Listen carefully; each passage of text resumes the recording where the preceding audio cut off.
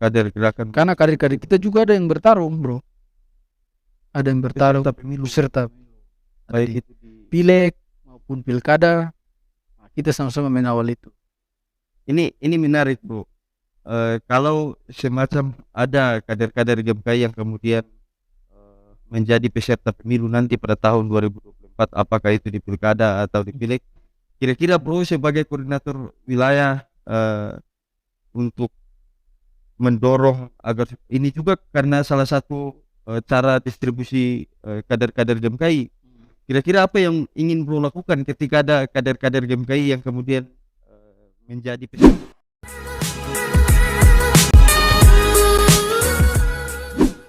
Assalamualaikum warahmatullahi wabarakatuh. Salam sejahtera untuk kita sekalian. Salam. Jumpa lagi bersama saya Chef Natagaku dalam acara Coro Timur Baswara. Pemirsa, Gerakan Mahasiswa Kristen Indonesia atau biasa yang disebut dengan sebutan GMKI sudah lahir pada tahun 1950, tepatnya pada tanggal 9 Februari. Namun yang menjadi cikal bakalnya yakni CSP Java sudah ada sebelum Hari Kemerdekaan Indonesia. Itu berarti organisasi ini sudah jauh sebelum kemerdekaan Indonesia, lalu kemudian sah dibentuk pasca kemerdekaan Indonesia, yakni pada 9 Februari tahun 1950. Pasca dibentuk di tahun 1950, GMKI lalu kemudian menyebar di seluruh pelosok Indonesia. Salah satunya adalah Provinsi Maluku Utara. Provinsi Maluku Utara sendiri sudah memiliki cabang kurang lebih 6 cabang yang tersebar di kabupaten kota. Karena itu, pada kesempatan ini kita akan sedikit berbincang-bincang apa yang akan dilakukan oleh GMKI Maluku Utara. Untuk membahas ini pemirsa, kami sudah mengundang koordinator wilayah 15 GMKI Maluku Utara, Bung Reynel Kristo Hontong. Selamat sore, Bung Kristo. Beliau ini biasa disapa dengan sebutan Kristo. Ya, selamat sore bro.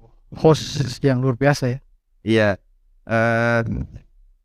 Ini bro ini kan baru dilantik pada tanggal 31 Januari 28 Januari menjadi Korwil GMKI di wilayah Maluku Utara.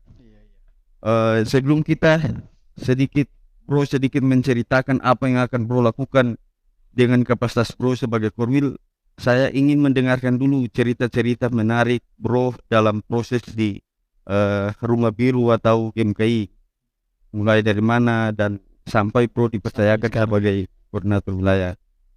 Baik, yang pertama shalom untuk kita semua dan terlebih khusus untuk media Coro Timur ya. Secara pribadi maupun organisasi saya mengucapkan banyak terima kasih atas undangan yang masih mau mengundang anak-anak muda, terutama mahasiswa seperti kita, gerakan mahasiswa, untuk menyuarakan apa yang menjadi aspirasi dan apa yang mau kita buat ke depan. Nah, sebelumnya juga saya sesuai pertanyaan, saya mau perkenalkan diri saya. Nah, saya nama sesuai di flyer, nama itu sudah jelas. Kemudian di GMKI khususnya, saya itu masuk ber-GMKI itu tahun 2015 waktu kuliah di Universitas Halmahera. Di situ kita mengikuti kegiatan yang melalui proses perekrutan yang dinamakan MAPER. Kalau di GMKI MAPER itu masa perkenalan, di situ masa di mana perekrutan baru anggota GMKI yang nantinya mau menjadi anggota GMKI mengikuti proses MAPER, kemudian dikukuhkan dan menjadi sah sebagai anggota GMKI, khususnya di Cabang Tobelo. Saya di Maluku Utara di Cabang Tobelo. Nah, Cabang Tobelo itu di Halmahera Utara. Nah, setelah itu saya bisa dikatakan senanglah berorganisasi aktif, dan berapa tahun kemudian saya dipercayakan menjadi pengurus cabang.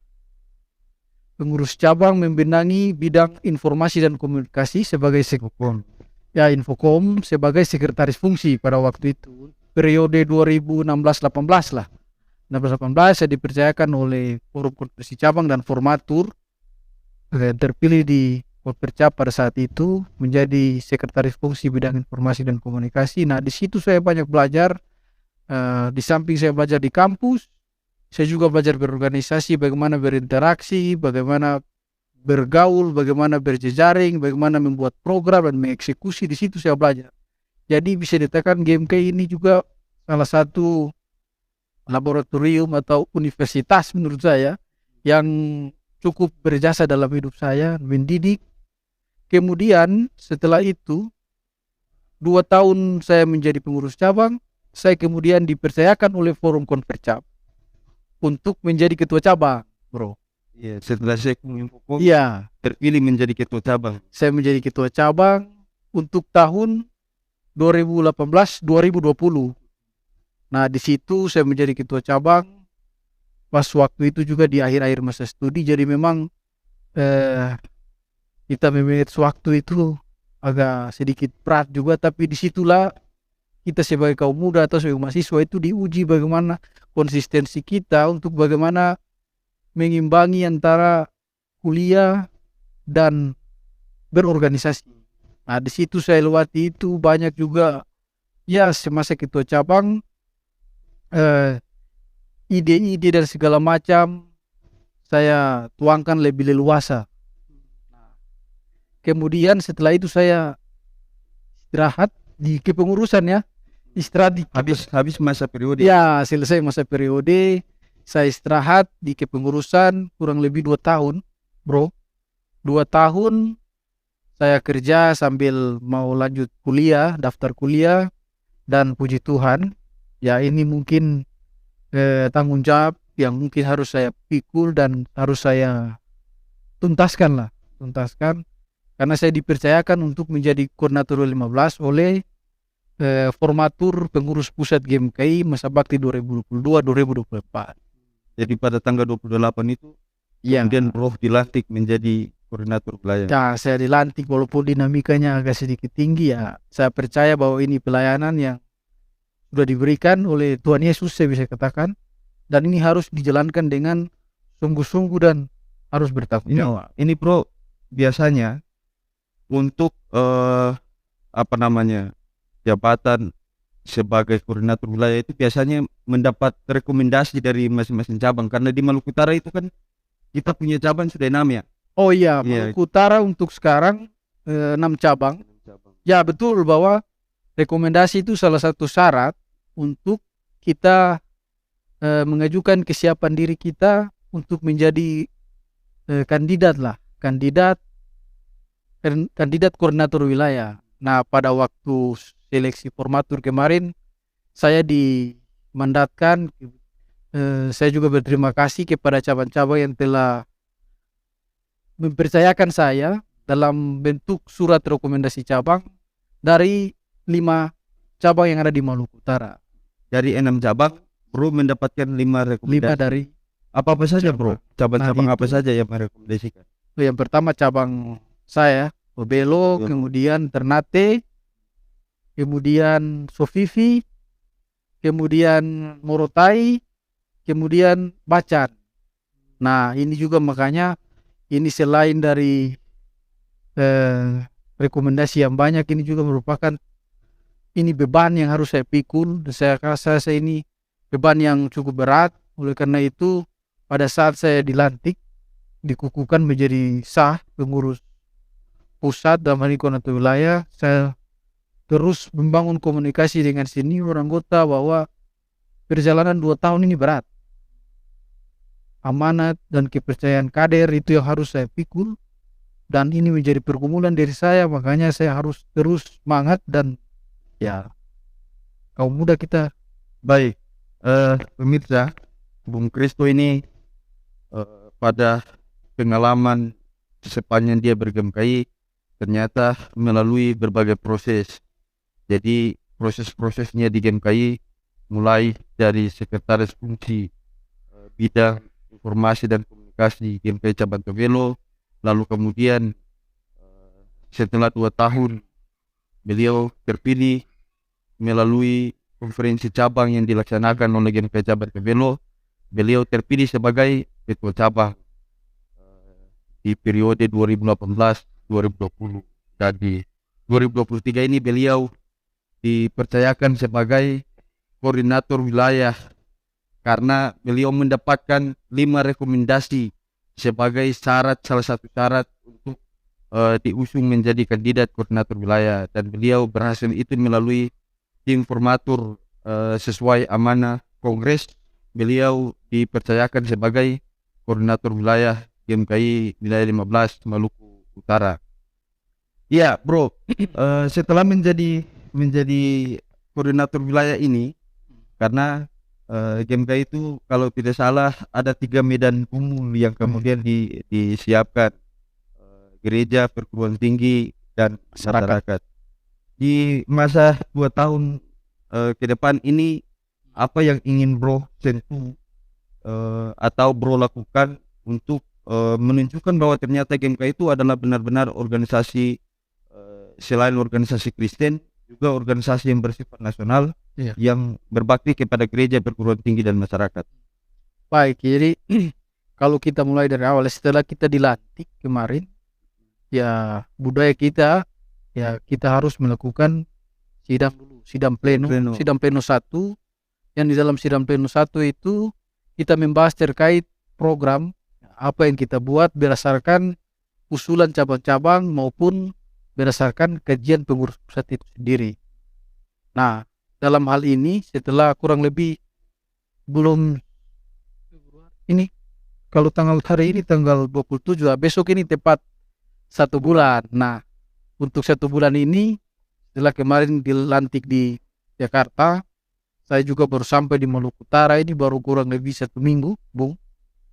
Jadi untuk sementara masih melakukan konsolidasi internal karena masih ada beberapa cabang-cabang juga yang harus melaksanakan konferensi cabang karena periodenya sudah selesai.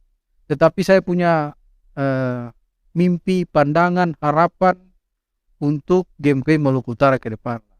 Tadi siang dan tadi pagi sampai siang saya berdiskusi. Siang saya berdiskusi sama ketua PGIW. Itu juga terkait dengan bagaimana sinergitas antara GMKI dan PGIW, karena 2 lembaga ini sama-sama gerakan oikomunisme.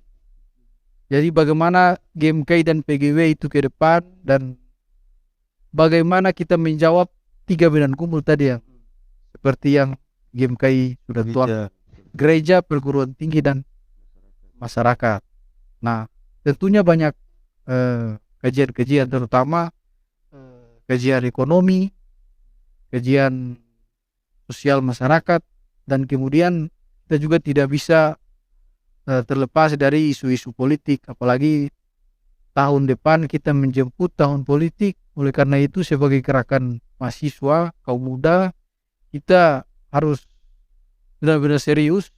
Kalau kata Bung Karno kan, kita harus warisi api Sumba Muda, jangan kita warisi abunya. Jadi itu menjadi warisi apinya, bukan abunya. Iya, warisi api Sumba Muda, jangan kita warisi abunya. Itu bahaya itu nanti. Jadi sudah tertuang itu, program itu sudah ada, dan itu kita akan lakukan bertahap, terutama kaderisasi. Karena salah satu persoalan GMKI hari ini, ya bagaimana kaderisasi itu sesuai dengan pola dasar sistem formal kita masih belum optimal dilaksanakan. Jadi 2 hal lah, internal, eksternal. Internal itu kaderisasi, kemudian eksternal itu isu-isu di sekitar kita, baik perguruan tinggi yang ada di gereja, masyarakat, dan menjemput momentum-momentum besar negara di 2 tahun ke depan. Bro, tadi itu ramai di posting, bahkan dibahas perjumpaan bro bersama dengan Ketua Umum PGW Maluku Utara, dan juga selain dari perjumpaan itu bro juga berjumpa dengan Rektor Universitas Daerah. Secara umum orang akan mengetahui ya, karena GMKI memang ladang pelayanannya ada pada gereja, perguruan tinggi, dan masyarakat. Tetapi secara khusus apa kira-kira perbincangan bro bersama dengan kedua pimpinan lembaga ini? Yang pertama soal dengan PGW ya, karena kita sama-sama lembaga gerakan atau ekumenik. Jadi kita tugasnya sebagai fasilitator, mediator untuk mewujudkan doa Tuhan Yesus yang lebih konkret di masyarakat. Nah, salah satunya cara bagaimana GMKI dan PGW ke depan akan terus bekerja sama, karena sesuai statement ya Pak Ketua PGW kemarin di Natal wilayah, bahwa dia siap bekerja sama dengan GMKI entah dalam bentuk program atau dalam bentuk membahas isu-isu yang berdampak untuk masyarakat. Jadi di situ memang belum ada kesepakatan tertulis.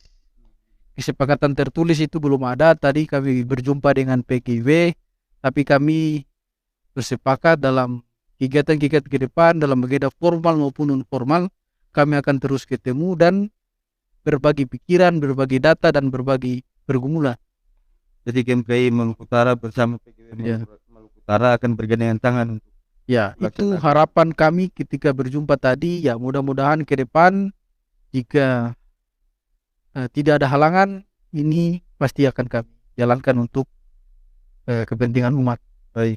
Dengan rektor universitas sendiri bagaimana? Oh, ya kalau dengan Pak Rektor, itu kan karena itu juga salah satu kampus saya alumni dari kampus sana. Jadi tadi sifatnya saya melapor, silaturahmi dengan Pak Rektor, karena sebagai alumni yang hari ini menjadi pengurus pusat, saya wajib berkoordinasi. Kemudian kami juga membicarakan beberapa kegiatan, termasuk kegiatan kaderisasi, yang mungkin nanti kami akan bekerja sama dan memohon bantuan pihak rektorat dalam hal ini dalam segi fasilitas. Begitu. Sebelum kedua toko itu, bro, ini kurang lebih seminggu yang lalu atau 2 minggu yang lalu, bro dikabarkan bertemu dengan ketua Bawaslu Provinsi Maluku Utara juga, yang memang itu juga mengundang reaksi bahkan respon positif dari banyak kalangan orang muda, terlebih khusus bagi kader-kader GMKI yang ada di Maluku Utara, bro. Kira-kira apa substansi atau semacam apa namanya hasil perbincangan antara bro dengan ketua Bawaslu Provinsi? Nah, itu tadi yang saya bilang bahwa kami gerakan mahasiswa Kristen akan tetap membahas isu-isu apa saja yang mengenai kepentingan daerah maupun kepentingan bangsa. Nah, kalau waktu ketemu dengan Bawaslu sendiri kemarin, waktu ketemu di Jakarta ya, waktu itu kita hanya berdiskusi singkat kurang lebih 1 jam. Pada waktu itu saya juga sowan ke beliau karena baru saja lantik, dan saya menyampaikan bahwa kader GMKI Maluku Utara itu juga akan siap dan bisa dikatakan sangat siap untuk mengawal pemilu serentak di tahun 2024. Karena apa? Karena itu saya juga mempunyai dasar, karena kader-kader kita GMKI juga sekarang banyak yang tersebar di penyelenggara pemilu, baik itu KPU, Bawaslu, dan sampai ke penyelenggara tingkat desa. Jadi, itu dengan tersebarnya kader-kader GMKI, bro berkeinginan untuk melibatkan diri secara khusus dan secara kelembagaan GMKI untuk mengawal tahapan pemilu tahun 2024 nanti. Itu komitmen kami, dan kami akan pastikan kami akan serius, dan karena momentum politik dampaknya itu sangat berpengaruh untuk kesejahteraan masyarakat. Makanya sebagai generasi muda kita harus sungguh dan serius untuk menyikapi itu.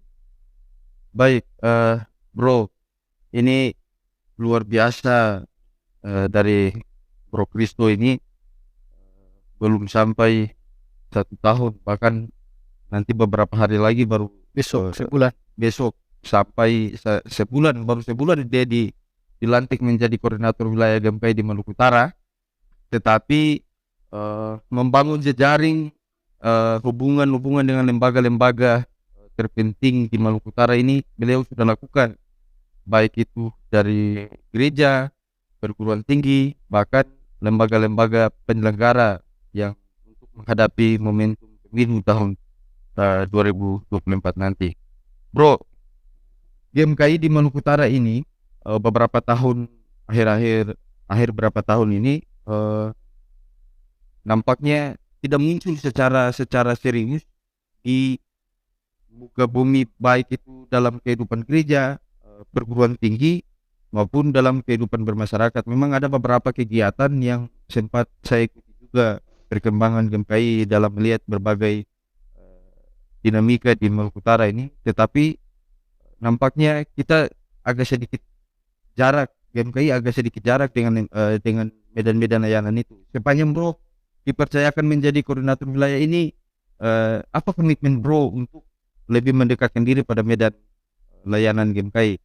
Nah, soal ya bagaimana GMKI lebih dekat dengan masyarakat, memang dalam beberapa tahun terakhir ya kita tahu bersama ada pandemi mengakibatkan hampir seluruh organisasi maupun negara itu kelabakan menghadapi pandemi itu. Nah, sekarang pandemi sudah selesai, bagaimana supaya GMKI bangkit lagi dan lebih dekat lagi dengan medan layan yang tadi Bro sampaikan. Nah, salah satunya cara ya mungkin kita kemarin bisa dikatakan buat kegiatan tapi tidak terpublis. Oleh karena itu salah satu langkah-langkah kami ya, karena ini era digital jadi kampanye-kampanye kegiatan itu harus di full, baik itu melalui media sosial dan segala macam. Sekarang juga saya sudah aktifkan kembali akun GMKI Maluku Utara khususnya, baik di media sosial Instagram maupun Facebook dan lain-lain. Jadi Sumber informasi publik bahwa GMKI itu ada loh. Kemudian karena ini baru bulan pertama, ya langkah awal ini saya masih terus berkoordinasi dengan pihak-pihak eksternal. Dalam hal ini tadi pihak PGW sudah, pihak kampus sudah, kemudian pihak-pihak penyelenggara, kemudian nanti juga dengan teman-teman OKP Cipayung yang lainnya. Saya bangun kerjasama dengan teman-teman Cipayung karena ini eranya kolaborasi. Tidak bisa kita sendiri, kita harus bersama-sama membangun semangat perubahan demi kemajuan daerah dan negara kita. Baik, Bung Kristo, ini semacam apa yang kira-kira Bro harapkan dari kondisi gereja yang akan menghadapi momentum pemilu tahun 2024 ini, karena kerap kita temukan Bro, ternyata politik-politik identitas itu dimainkan di dalam ajang-ajang pemilu, sehingga terus seolah-olah orang lain berpikir bahwa gereja sebenarnya tidak harus terlibat dalam dunia politik. Kira-kira menurut tanggapan Bro gimana? Ya, kalau gereja tidak terlibat dalam dunia politik, saya kira itu salah ya. Gereja harus terlibat dalam dunia politik, tapi bagaimana keterlibatan gereja itu yang harus didiskusikan dan diformat sedemikian rupa agar ciri khas kekristenan tetap ada dan jangan sampai gereja terlibat dalam politik-politik yang transaksional dan segala macam. Nah, makanya dari itu saya kemarin ketemu dengan Bawaslu. Itu salah satu komitmen kami GMKI bagaimana mengawal itu, karena jangan sampai informasi ini kalau diulang-ulang akan menjadi satu kebenaran. Oleh karena itu sebagai kaum muda hari ini kita harus jangan bosan-bosan mengkampanyekan hal-hal yang baik, terutama menghadapi momentum politik. Nah, soal gereja itu soal lembaga lain, tapi GMKI sebagai organisasi Kristen akan tetap mengawal dan bersama-sama bagaimana menghadapi itu. Ini jelang pemilu tahun 2024 ini Bro, ini juga kerap terjadi ya Bro, ini pengalaman-pengalaman pemilu sebelumnya, bahwa tengah menghadapi momentum pemilu itu biasanya ada penyebaran berita-berita hoax. Ini mungkin ada peran penting yang harus dilakukan oleh GMKI bagaimana untuk menepis bahkan menekan angka penyebaran berita hoax ini. Kira-kira apa yang Bro pikirkan sebagai strategi GMKI secara kelembagaan? Ya, kalau secara kelembagaan kemarin saya juga tidak diposting, saya berdiskusi dengan Kepala Sekretariatan Bawaslu Provinsi Maluku Utara. Jadi dalam Bawaslu sendiri ada aturan yang mengatur soal tim pemantau. Nah, tim pemantau ini bisa diisi oleh organisasi-organisasi mahasiswa. KIP itu ya, KIP. Komisi Independensi Bukan. Pemantau. Oh, bukan. Dia langsung mendaftar, jadi organisasi mendaftarkan diri ke Bawaslu sebagai tim pemantau. Nah, di situ bentuk bagaimana masyarakat mengawal pemilu, jangan sampai berita-berita hoax tadi yang Bro sampaikan itu masif di masyarakat. Jadi salah satu bentuk komitmen kita itu setelah pertemuan pertama akan ada pertemuan-pertemuan selanjutnya untuk membicarakan itu. Apalagi kita sudah punya 6 cabang kan, 6 cabang di Maluku Utara. Saya rasa dengan anggota yang ribuan lah, kita punya ribuan anggota. Jadi semua kita harus, terutama masing-masing diri kita. Oleh karena itu kampanye GMKI tidak hanya mengkampanyekan gerakan politik yang sebenarnya kepada masyarakat, tetapi juga kepada kader-kader kita. Juga sebagai pengetahuan kepada kader gerakan. Karena kader-kader kita juga ada yang bertarung, Bro.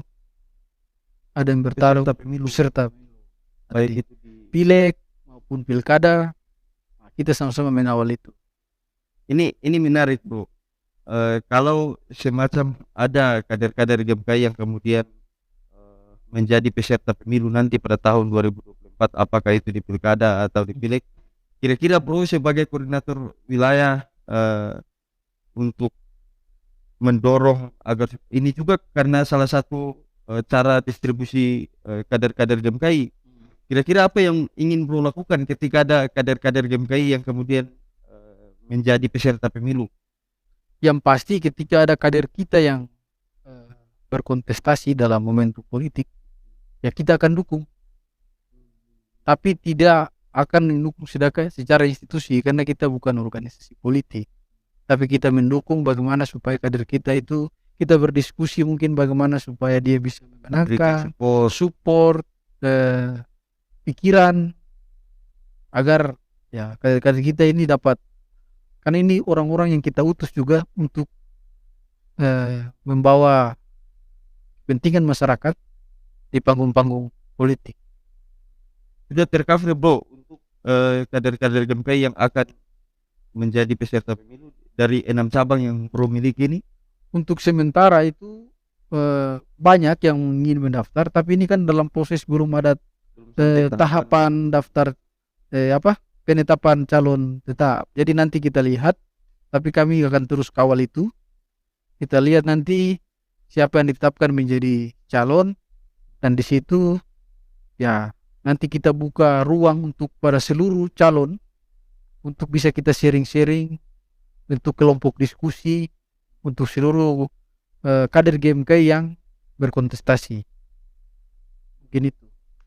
Iya, baik pemirsa, selain dari bagaimana bicara soal gereja, gerakan-gerakan ekumene yang akan dibangun oleh GMKI melalui kerjasama dengan lembaga-lembaga terkait, juga bagaimana meningkatkan kualitas perguruan tinggi yang sudah dilakukan oleh Bro Kristo ini melalui membangun kerjasama dengan pihak petinggi-petinggi kampus.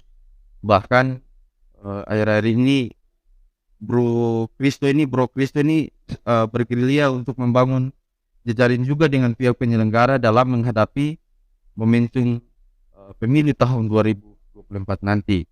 Ini menarik karena sebagai kapasitas sebagai koordinator wilayah mewadahi 6 cabang, beliau begitu gerilya untuk membangun kerjasama dengan dan memperbanyak jejaring untuk lebih mempermulus jalan-jalan gerakan mahasiswa Kristen Indonesia yang ada di bumi Moloku, Kiaraha, atau yang biasa kita kenal dengan Provinsi Maluku Utara.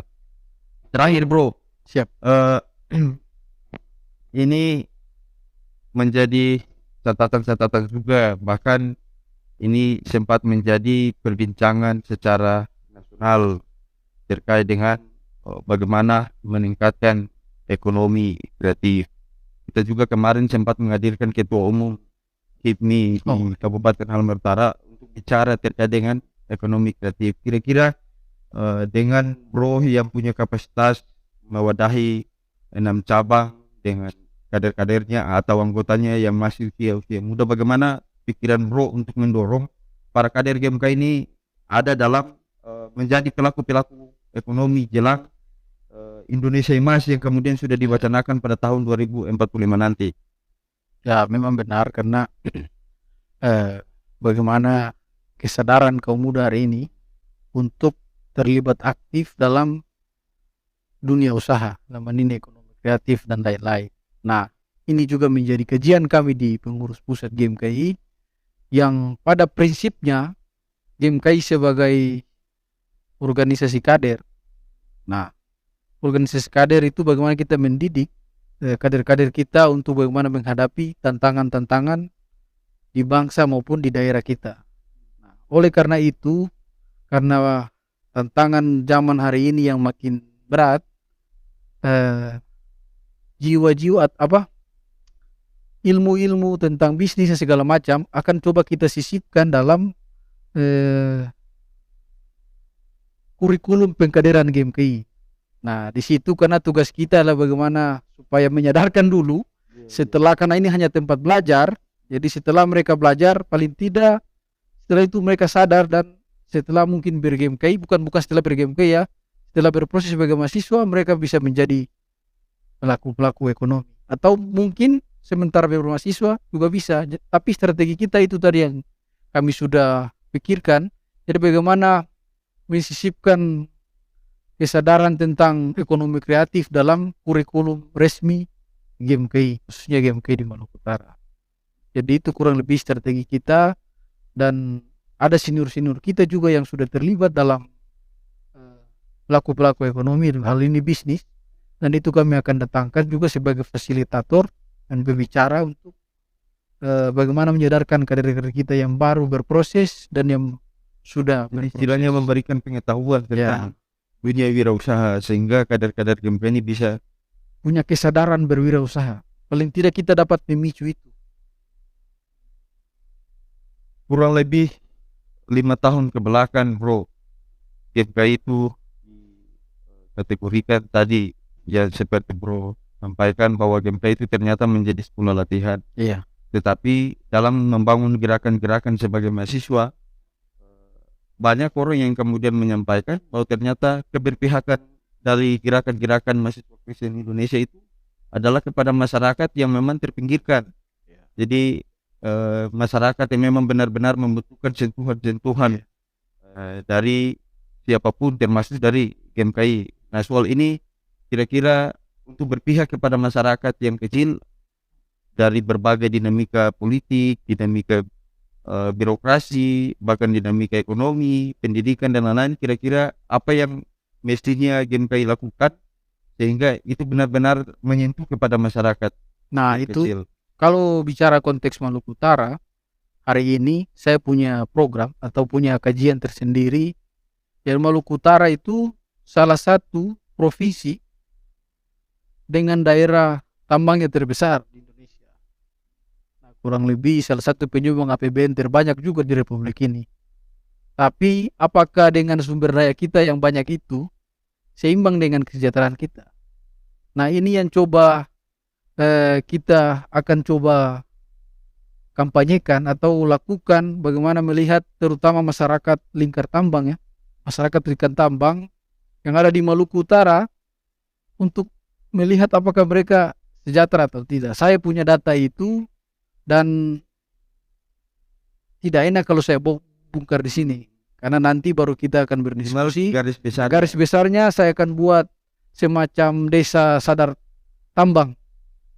Jadi desa sadar tambang itu bagaimana kita mensusulkan kepada masyarakat tentang bagaimana tanggung jawab masyarakat, tanggung jawab tambang terhadap masyarakat, supaya minimal apa yang dikeruk itu berimbang dengan kesejahteraan masyarakat. Karena jangan sampai ya kita hanya menjadi, ada istilah bilang Maluku Utara itu menjadi toilet. Jadi begitu lubangnya banyak. Ya. tapi kesejahteraan kita tidak ada. Nah, itu yang saya berkomitmen tanam dalam diri saya untuk menyuarakan itu selama 2 tahun ke depan. GMKI punya sumber daya yang sangat besar dan saya rasa kita mampu menerobos itu. Baik, pemirsa, ini luar biasa karena terkait dengan memang sekarang di Maluku Utara ini lagi maraknya orang bicara terkait dengan pertambangan yang ada di Maluku Utara. Hampir 10 kabupaten kota yang ada di Maluku Utara ini di Cuman 1 kabupaten kota yang tidak tidak ada. tambang, cuma Jadi- Morotai. Sisanya itu ada semua. Bisa ini investor asing Iya. rata-ratanya ada di berbagai kabupaten kota di Maluku Utara ini. Lalu kemudian jika kita mengukur kesejahteraan masyarakat, luar biasa, lebih kecil kesejahteraan masyarakat ketimbang dengan pengelolaan SDA oleh pertambangan ini terhadap Maluku Utara. Bayangkan ada salah satu tambang di Maluku Utara pada tahun kemarin menyumbang kurang lebih 40 sekian triliun untuk negara. Tapi Itu hasilnya diambil dari Maluku Utara. yang dikembalikan APBN yang masuk di Maluku Utara itu kan kurang lebih hanya 11 triliun. Kalau kita kalkulasikan dari APBD tiap-tiap daerah. Iya. Artinya apa-apa yang kita sumbang itu lebih besar dibandingkan apa yang kita dapat. Nah, ini menjadi kajian tersendiri kita untuk bagaimana menyikapi ini. Dan tentunya GMKI tidak bisa sendiri, walaupun banyak sumber dayanya, tapi kami juga akan terus bangun dengan organisasi-organisasi lain, organisasi Cipayung, maupun lembaga-lembaga, baik itu kampus, gereja, dan LSM-LSM.